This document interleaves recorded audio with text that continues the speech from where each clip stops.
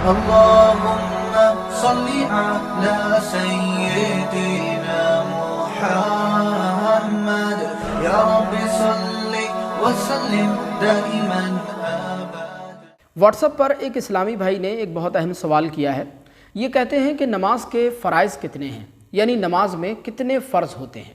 تو آج میں آپ کو ترتیب وار نماز کے فرائض سمجھانے جا رہا ہوں، کیونکہ میں دیکھ رہا ہوں کہ ہمارے گھروں میں ہمارے بچے، ہماری مائیں بہنیں، ہمارے اسلامی بھائی سبھی الحمدللہ نماز پڑھتے ہیں، لیکن نماز میں کتنے فرض ہوتے ہیں یہ بات اکثر لوگوں کو نہیں معلوم، جس کی وجہ سے بہت سے لوگوں کی نمازیں خراب ہو رہی ہیں۔ اس طرح سے اگر آپ پورا دن بھی مسجد میں رہیں گے، سارا دن نماز میں رہیں گے، سارا دن سجدے میں پڑے رہیں گے، تو آپ کا کوئی سجدہ اللہ کی بارگاہ میں قبول نہیں ہوگا۔ نماز کے جو فرائض میں آپ کو بتانے جا رہا ہوں، ان میں سے کوئی فرض اگر چھوٹ جائے یا کسی بھی فرض میں کوئی کمی واقع ہو جائے تو آپ کی نماز درست ہی نہیں ہوگی، آپ کی نماز اللہ کی بارگاہ میں قبول ہی نہیں ہوگی۔ اس لیے ہر مسلمان مرد و عورت کے لیے نماز کے فرائض کا جاننا بہت ضروری ہے۔ آپ سے گزارش ہے اس ویڈیو کو بہت دھیان سے دیکھیے اور ثواب کے لیے اس ویڈیو کو زیادہ سے زیادہ مسلمانوں تک شیئر کیجیے۔ تو آئیے ویڈیو کو شروع کرتے ہیں۔ نماز کا پہلا فرض ہے تکبیر تحریمہ کہنا، یعنی اللہ اکبر کہہ کے نماز شروع کرنا، کیونکہ جب تک آپ اللہ اکبر کہہ کے نماز شروع نہیں کریں گے تب تک آپ کی نماز شروع ہی نہیں ہوگی۔ اس لیے تکبیر تحریمہ کہنا یہ نماز کا پہلا فرض ہے۔ دوسرا فرض ہے قیام کرنا، یعنی کھڑا ہونا۔ قیام کرنے کے بارے میں مسئلہ یہ ہے کہ اگر آپ بیمار ہیں، تکلیف میں ہیں، کسی پریشانی میں ہیں اور آپ کھڑے ہو کر نماز نہیں پڑھ سکتے، تو جتنی دیر تک نماز میں آپ کھڑے ہو کر نماز پڑھ سکتے ہیں، 10 سیکنڈ، 20 سیکنڈ، 30 سیکنڈ، اتنی دیر تک آپ کھڑے ہو کر نماز پڑھیں۔ باقی اگر کھڑا ہونا دشوار ہو تو پھر آپ بیٹھ کر نماز پڑھ لیں، کوئی مسئلہ نہیں۔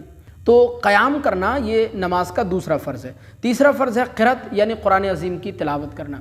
قرأت کے بارے میں مسئلہ یہ ہے کہ فرض کی 2 رکعتوں اور سنن، نوافل اور وتر کی ہر رکعت میں 3 چھوٹی آیتیں یا ایک بڑی آیت جو 3 چھوٹی آیتوں کی مقدار کے برابر ہو تلاوت کرنا یہ فرض ہے۔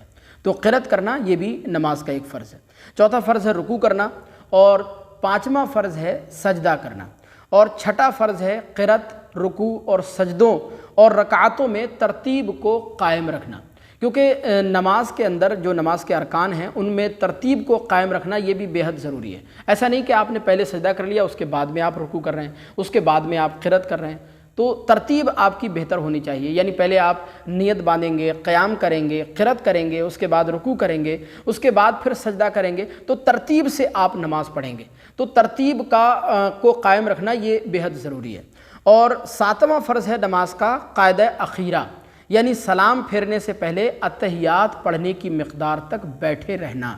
اور 8واں اور آخری فرض ہے نماز سے باہر نکلنا، جس کو کچھ لوگ کہتے ہیں خروج بسنعی، نماز سے باہر آ جانا، یہ نماز کا 8واں فرض ہے۔ ان میں سے کسی بھی ایک فرض کے متعلق اگر آپ تفصیل سے جانکاری چاہتے ہیں، مکمل رہنمائی چاہتے ہیں، تو آپ کی موبائل اسکرین پر جو واٹس ایپ نمبر نظر آ رہا ہے اس پر آپ اپنا سوال لکھ کر بھیج سکتے ہیں اور تسلی بخش جواب حاصل کر سکتے ہیں۔